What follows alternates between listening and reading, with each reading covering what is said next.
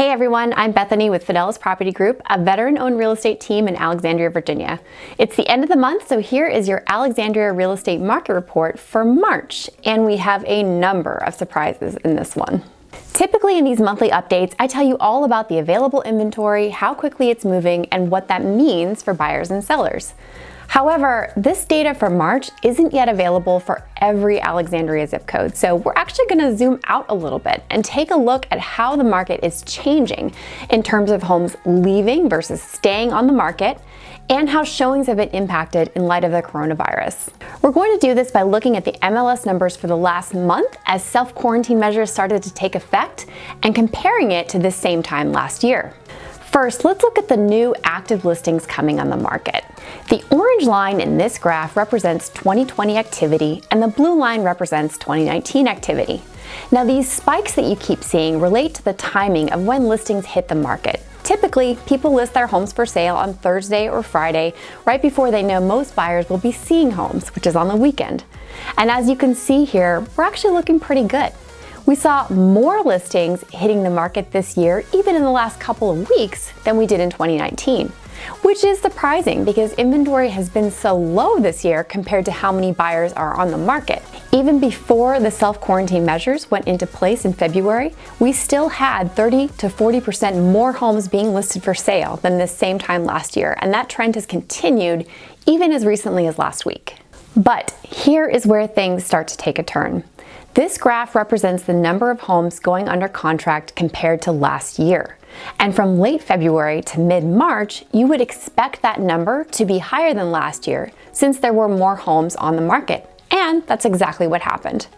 But in mid to late March, as the self-quarantine measures took effect, now you're starting to see that the number of under contract homes dipped below the numbers for last year.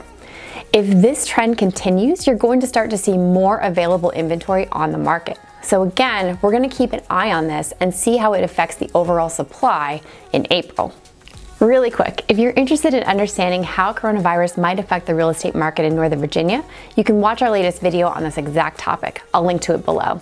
Based on that last graph, we might expect to see more available inventory next month, more months of supply, right? But here's where it gets even crazier. This graph represents the number of homes being removed from the market compared to this time last year. And this number is typically going to be a percentage of total inventory. So we would expect it to be higher this year anyway, since there has been more inventory. However, take a look at this huge spike in the third week of March. This is well above where we'd expect it to be, well above last year, and definitely a result of the self-quarantine measures. These are primarily sellers who either didn't feel comfortable having people in their home, or just as likely, their move got put on hold due to the coronavirus. For example, we have a seller right now who originally planned to list this coming weekend, but she's in the Army and not sure if she can move according to her original schedule, since every branch of the military has temporarily halted moves for service members. And there are a lot of military folks in our area, so I guarantee you this is happening to a ton of people. I do predict that we're going to see these numbers level out. As you can see, that's probably already happening unless we move to a mandatory shelter-in-place policy, in which case we may see that spike again.